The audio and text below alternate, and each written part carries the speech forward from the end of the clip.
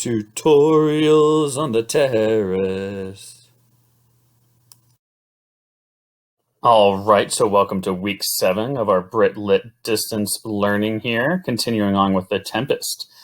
First off, though, I want to talk a little bit about our final class period, which will be on week 9, so that's in 2 weeks.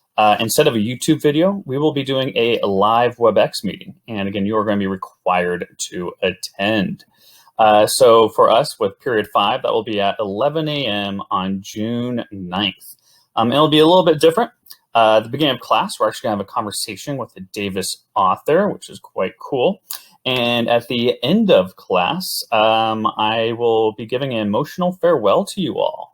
Be kind of passing on words of wisdom to all of you. As you move on to the next stage of your life. So make sure you are there. If you do not attend, please don't try to say hi to me when you run into me in Davis in later years. So speaking of, though, that author who we're going to talk to someone named Alexandra Chang. That's right. She is a novelist, and yes, she went to Davis Senior High School and actually graduated with me. This is me here with her on our graduation day in June of 2006. My gosh. And we were good friends then, and we still keep in touch now. And here she is on the right. And sure enough, she has just published her first book, her first novel, which is called Days of Distraction. So there you see the cover of it. It just got published in March. And it is a novel about a young adult trying to navigate the complexities of her life. One part of it is her interracial relationship. She's Asian American. She's dating a white guy. Also, she's working in this tech bubble of San Francisco and kind of the dynamic of working in that in that kind of bubble. And also she writes about kind of managing intercontinental family relationships, as her mom lives here, but her dad still lives in China, or is at least bouncing back and forth. So it's a great novel. And there are some sections of the book that take place in Davis. Actually, they go to Mishka's Cafe. There is a short flashback to Nugget Marketplace. Also, Village Homes makes an appearance, and a place called Davis Senior High School. So kind of neat to have our local community take place in a novel. So as I said, Alexandra Chang will be here on that first, kind of the first 20 minutes or so of that final class period. She'll do a little reading from it. I asked her if she could read one of her little brief sections from the Davis, from some of the flashbacks that take place in Davis. And then you can ask her any questions you want. I'll open up for the floor. You can ask her about her writing process. Some of you are maybe really interested in creative writing. How to get a novel published. That is no easy feat. Applying to college writing programs. She did the writing program at Syracuse University. So you could ask her about that. Her feelings of growing up in Davis. She talks a lot about that in the novel, or at least the character who grows up in Davis. And you could also ask her how big of a dork I was in high school. I'm sure she'll give you some fun information on that front. So, going back to The Tempest, though, from last week, you might remember that King Alonso is sad because he thinks his son, Prince Ferdinand, is dead. We all know that Ferdinand is alive, though, and is hanging out with Miranda. Sebastian, who is the king's brother, and Duke Antonio, who is Prospero's brother, they are taking advantage of this shipwrecked opportunity to plan King Alonso's murder so that they can take his power. So they are both not the best of people in the world. Meanwhile, Miranda and Ferdinand are in love. We saw them, declare that love to each other and that they want to marry each other last week. And Prospero is using this fairy spirit Ariel to basically control and also mess with everyone on the island. And also there is this kind of comedic storyline where Caliban is hanging out with the drunk Trinculo and Stefano. And then they kind of have a very poorly laid out plan to kill Prospero and take control of the island. Prospero's kind of laughing at this because, of course, Ariel has told him of this plan, and he's like, all right, whatever. So that is what's going on. So we're going to look at Act 3, Scene 3 today. Basically, King Alonso, we're gonna be with the nobles of the shipwreck for this scene. So King Alonso is mournfully distracted. He's quite sad as he thinks Ferdinand is dead. And during this time, Sebastian and Antonio plot his demise. Then, suddenly, a beautiful and bountiful feast appears before these shipwrecked nobles. So again, they haven't had food or drink in a while. So they jump in. They're like, oh my gosh, this is great. Some food, something to drink. But it is all a magical trick by Prospero and Ariel. That's not cool. And then Ariel transforms into a terrifying harpy. If you're not sure what a harpy is, it's basically a mythological monster of a bird of prey, so some type of large bird that has the head of a woman. Yes, so obviously the nobles are all freaking out over this, scares the living daylights out of them, and the harpy, Ariel, kind of shames them for their past betrayal of Prospero. So this is sort of Prospero scaring them to get his revenge. So I did do a little reenactment here.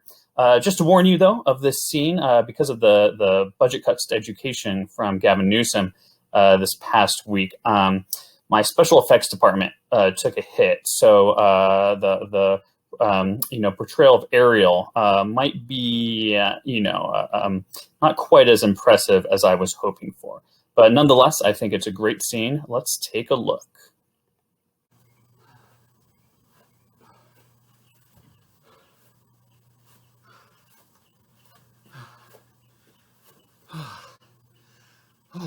Sit down and rest. Even here I will put off my hope and keep it no longer. Psst.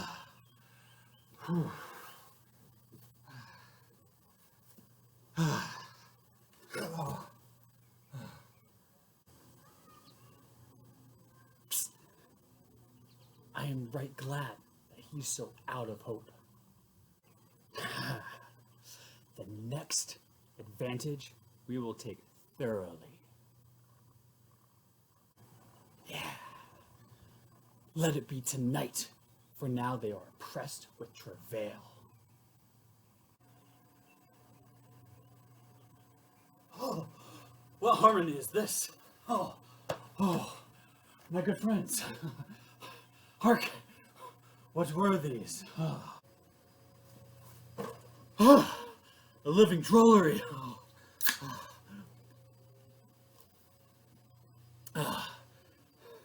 Now I will believe there are unicorns. And I'll be sworn 'tis true.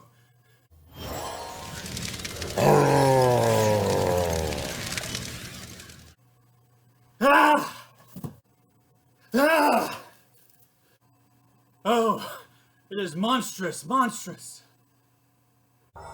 You are three men of sin.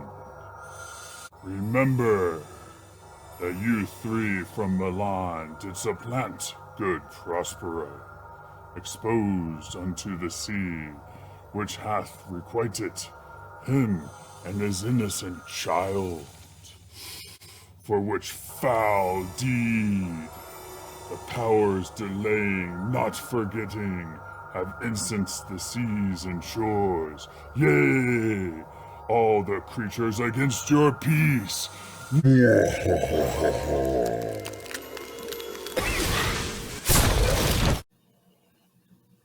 Wow. That portrayal of Ariel as a harpy was quite scary, if you ask me. So, after that scene, we move on to Act 4, Scene 1. Basically, this scene is just showing that Prospero is putting on a magical wedding celebration for Miranda and Ferdinand. Magical gods appear to celebrate their nuptials. Everything gets quite trippy. It's a very strange scene. Lots of music and dancing, and Miranda and Ferdinand are kind of like, what's going on? But they're happy because they're together. Then, suddenly, Prospero ends the celebration and the ceremony as he remembers that Caliban, Trinculo, and Stefano have a plan to murder him. And right then, in this middle part of this scene, it prompts Prospero to deliver a speech. It is the play's most famous speech. And I have a clip here from the Globe Theater's version of this play, and I really like it. I think it's the best version that is out there. So let's take a look at how Prospero is delivering this speech. I had forgot that foul conspiracy of the beast Caliban and his confederates against my life. The minute of their plot is almost come. Well done, avoid no more. This is strange. Your father's in some passion that works him strongly. Never till this day saw I him touched with anger so distempered. You'd have looked, my son, in a moving sort as if you were dismayed. Be cheerful, sir. Our revels now are ended. These, our actors, as I foretold you, were all spirits and are melted into air, into thin air. And like the baseless fabric of this vision, the cloud-capped towers, the gorgeous palaces, the solemn temples, the great globe itself, yea, all which it inherit shall dissolve. And like this insubstantial pageant, faded, leave not a rack behind. We are such stuff as dreams are made of, and our little life is rounded with a sleep. Sir, I am vexed. So this is Shakespeare's one of his most famous speeches ever. Oftentimes it's known as just the "Our Revels Now Are Ended" speech.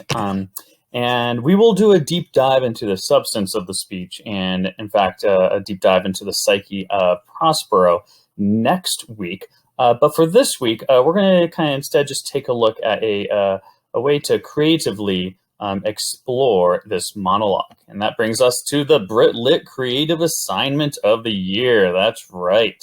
I want you to read through and explore this speech. It is attached here to this video. I want you to breathe in the poetic words and synthesize the monologue's essence with your own soul. And then you're going to choose a way to creatively convey the emotions of the speech through one of the following ways. So you can either A, paint a picture that represents the speech, or one quote from the speech. So again, you can paint a picture or draw a picture. You have probably seen some of the artwork on my classroom's wall, and a lot of people have done this in past years. You can reenact the speech in a creative and passionate manner. Yeah, that's right. You can do some of your own little acting if you've been inspired by my little videos. Or you can create a voiceover video to the speech that captures the feelings and emotions of said speech. So yes, you would recite the entire speech and have some type of voiceover for another video that you would be showing, that you would have filmed and showed. So choose one of those options. Again, you will have 2 weeks actually to complete this assignment. If you do a painting or drawing representation, you must have at least one quote from the speech incorporated into it. On the right here is a famous picture where it has the famous quote, "We are such stuff as dreams are made on." And it's kind of a famous painting of it, a good example here. You see this on a lot of postcards nowadays. And so you have 2 weeks for this, and this is due by our final class on June 9th. And as always, if you have any questions about this assignment or about just the end of the year in general, please come to the WebEx office hours at 2:30 today, or just email me. All right. Well, I hope you have a fantastic day.